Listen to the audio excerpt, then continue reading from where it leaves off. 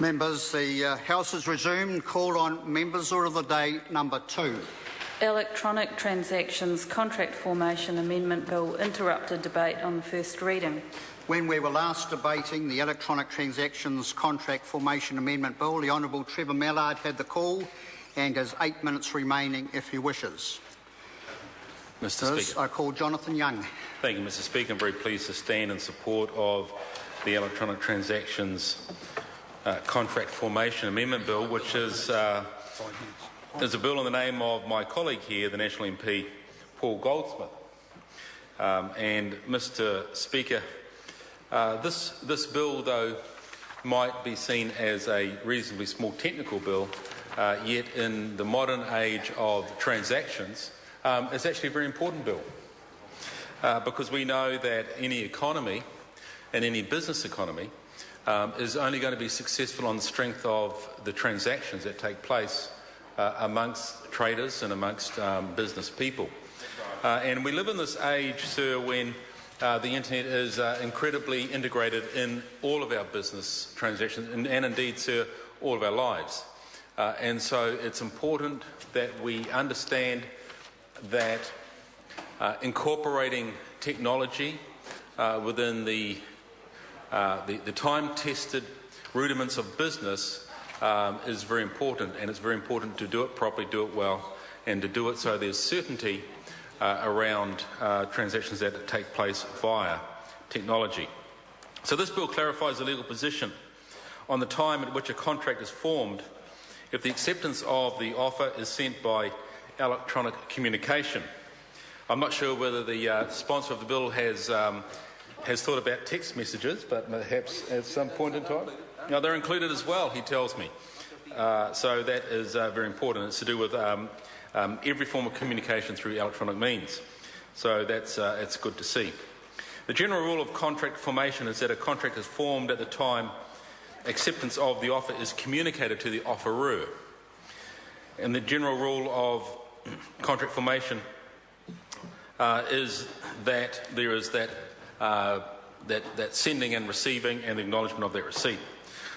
So when someone says, yes, I accept the offer, or the offerer and the acceptor shake hands, then the deal is done. We know that in terms of the face-to-face communications that take place. I want to just touch on some of the aspects which the sponsor of the bill, Paul Goldsmith, touched on in his first reading, which actually, sir, was now some many months away. And so people who are watching this at home through their TVs might just appreciate some of the background to this bill. An exception to the rule was created by acceptances by post. This goes back to the case of Adams versus Linsell as far back as 1818. The case involved two parties to the sale of some wool. On the 2nd of September 1818, the defendants wrote to the plaintiffs offering to sell them certain fleeces and required an answer in the course of post. The defendants misdirected the letter, so the plaintiffs did not receive it until 5th of September that year. The plaintiffs posted their acceptance on the same day, but it was not received until the 9th of September.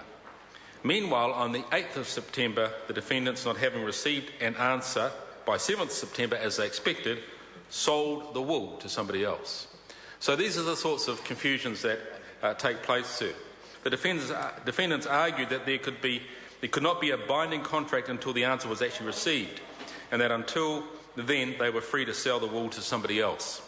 The judge said that if that was true, it would be impossible to complete any contracts through the post, because if the defendants were not bound by their offer until the answer was received, then the plaintiffs would not be bound until they received word, and it would go on and on indefinitely.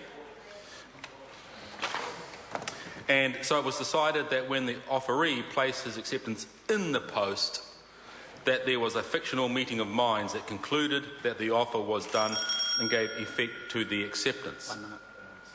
That idea was tidied up further into what is now referred to as the postal acceptance rule in the 1892 case of Henthorne versus Fraser, where the court determined the precise timing of the acceptance, that is the moment when the letter of acceptance was posted. So we understand, sir, looking back in history, that the timing of such events and communications are incredibly important for the orderly transaction of business. And what the member Paul Goldsmith has noticed and known is that in electronic communications we do not have that timestamp available, and what this bill is seeking to do is establish that moment in time when the transaction becomes formalised. Thank you, sir. I call Darian Fenton. Thank you, Mr Speaker. I rise on behalf of Labor to oppose the Electronic Data Safety